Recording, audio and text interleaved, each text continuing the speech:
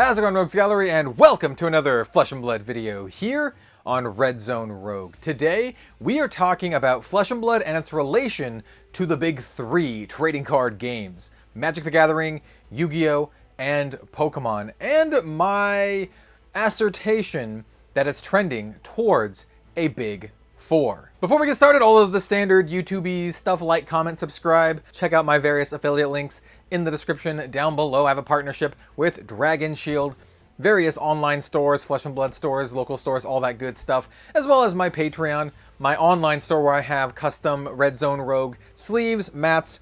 I don't mention it enough, and YouTube law dictates that I at least have to mention it sometime. So let's get that out of the way. Let's talk about today's topic, Flesh and Blood, the big three, and my assertion that we are trending towards the big four if we are not there yet.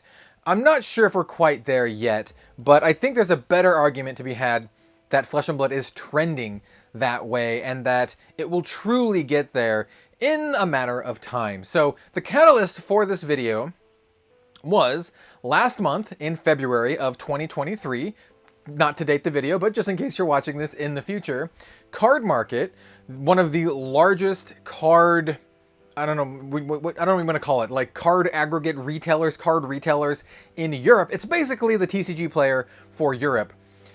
Made a post that Flesh and Blood is the fastest growing game that they have in 2022. So it was the fastest growing game of 2022. And we have the little, post that talks about that just a little bit.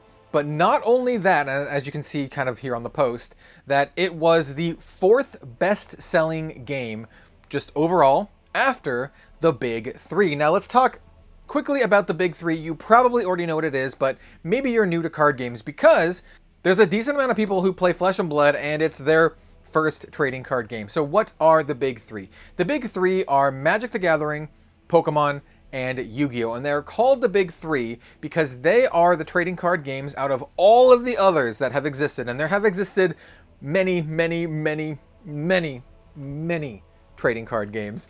But these three, out of all of the others, are the ones that have stuck around, that have not died out, that have pushed forward, stood the test of time, all of that cliche stuff. So that's what these games are. They are the immutable card games that have been and will be and are, and there has always been like this sort of discussion around like, ooh, what game will kind of get in there? Could a game possibly get in there, make it into the big four? And well, Flesh and Blood is trending that way. There have been many that have come and gone. Some of them have challenged the big three and have kind of like petered out. There are some that have just kind of like stuck around in the middling areas here and there. We have your card fight vanguards, who have just, they've just been around, not crazy popular, but they have a niche audience. But Flesh and Blood, being the fastest growing game on the European market, is giving it a real run for its money. And not only that, it is fairly popular here in the United States. And the fact that it is reaching this global level, as Flesh and Blood advances, we have more and more languages being added to it, for these hungry, non-English speaking markets. We have Flesh and Blood now simultaneously launching in English, French, German, Spanish, Italian, and then next year in 2024, they plan to launch in Japanese as well, which is an insanely big market. The Japanese trading card market is probably one of like the most dense in the world, and that's just an incredible market to get in on. And one of the things is like, it's like organic growth, at least from the Japanese side, and this is going to be a huge shout out to the Japanese Flesh and Blood players, because the point is that they already exist. Like, people in Japan play Flesh and Blood and it's not even out in their language, and that says a lot. That says a lot to the quality of the game and to the desire for people to play it. So that's just going to be awesome next year when Japanese players finally get cards in their language, which is, I personally am also looking forward to getting some Japanese Flesh and Blood cards. Marvel Japanese Lexi, ooh, that's real spicy. But anyway, we're not talking about that. So it is my assertion that because of its already, popular stance here in the West, and its growing popularity in Europe. Like I said, fastest growing game on Cardmarket in 2022, and Cardmarket is basically the European version of TCG Player, so it does have some weight.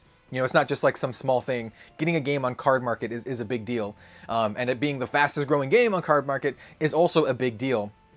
It is my assertion that Flesh and Blood is challenging the big three, and that soon, maybe sooner rather than later, Flesh and Blood will join them and become the big four. Now, it might take a little bit of time before like this enters like the cultural diegesis, like, you know, before people start referring to it as like the big four. But unless Flesh and Blood stumbles, if they keep their current trajectory, I can talk. I see it really being a thing. It's an incredible game. Almost everyone that I've shown it to and they've actually played has loved it. It's a card game for people who love card games, for people who want a new, unique world, not relying on any other IP that already exists, a game that cares about its lore, a game that cares about like just the quality of the cards, they care about the players, they care about the people who love their game, which I think is very, very important. And it's not something that a lot of the big three games care about.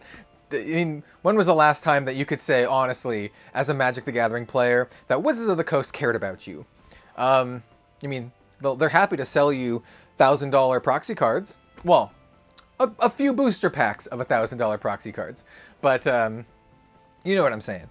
So, you know, Flesh and Blood literally has, like, the creator of the game, James White, spending hours at events talking to people and signing cards of his own free time. He doesn't have to do that, but he does because he cares about you. If you go to the event and you love Flesh and Blood, you can go talk to James White. You have to stand in line because there's a lot of people, you know, in line. And all he does is he just talks to you like a person, like an actual genuine human being. And it's awesome. It's awesome. And that was the discussion today, all spurred on by that post from Cardmarket saying that Flesh and Blood is the fastest growing game on Cardmarket in 2022, ranked number 4 after Magic, Yu-Gi-Oh, and Pokemon. Just, you know, a little bit ahead of the Dragon Ball Super. And it's a remarkable thing seeing this indie game. Flesh and Blood is an indie game. It is self-published by Legend Story Studios from New Zealand, going up against these Goliaths. You have Pokemon, one of the biggest IPs in the world. Dragon Ball, another one of the biggest IPs in the world. If you look at the list of all of the most valuable IPs in the world, Dragon Ball and Pokemon are both on there. You also have Yu-Gi-Oh! And Magic the Gathering. You have all of these titans of industry, these games that have these massive IPs that people will buy and, you know, like just because they have that IP, right? But Flesh and Blood is here, like the little card game that could, from New Zealand, coming in with their own fresh thing, their own unique game system, and they're doing it. They're really doing it. Like I said, not sure if it's there yet, right? I don't know like the full raw numbers in comparison or anything like that, but it is certainly trending that way. We've seen this not just from like Cardmarket, but we have seen previous ICV2 articles showing like the best-selling games, and Flesh and Blood, you know, it's under Magic and Pokemon and Yu-Gi-Oh, but it's always on there. So Flesh and Blood, great game. If you haven't tried it yet, definitely try it. It is the game that we focus here on Red Zone Rogue, so we're a little bit biased here, right? I'm preaching to the choir just a little bit, but for good reason.